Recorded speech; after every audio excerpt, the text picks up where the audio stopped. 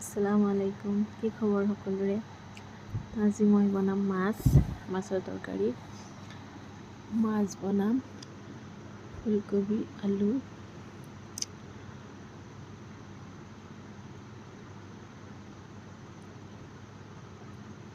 ফালে আছে বেঙেনা,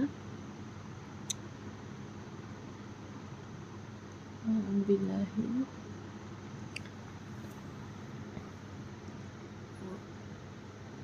এইটো হৈছে মেইন বস্তু। যিহেতু ঠাণ্ডা দিন আহি আছে, মাছৰ তৰকাৰী ধনিয়া পাত নহ'লে ভালেই নালাগিব।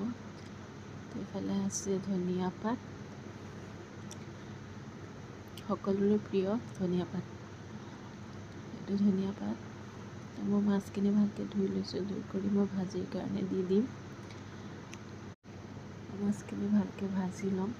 সকলোৱে বনাব জানে, হ'লেও মই কেনেকৈ বনাইছোঁ সেইটোহে মই আপোনালোকৰ লগত অকণ শ্বেয়াৰ কৰিছোঁ। তো মই আলু, বিলাহী, ফুলকবিখিনি মই কাটি পেলাই অকণ ভাপত দি লৈছোঁ। যিহেতু বজাৰৰ পাচলি হয়, মেডিচিন দিয়াও থাকিব পাৰে। দি দিছোঁ আকৌ বেঙেনা, পেলাই মই অকণ লৰাই দিছোঁ তৰকাৰী প্ৰায় হৈয়ে গৈছে। দি দিছোঁ ধনিয়া পাত,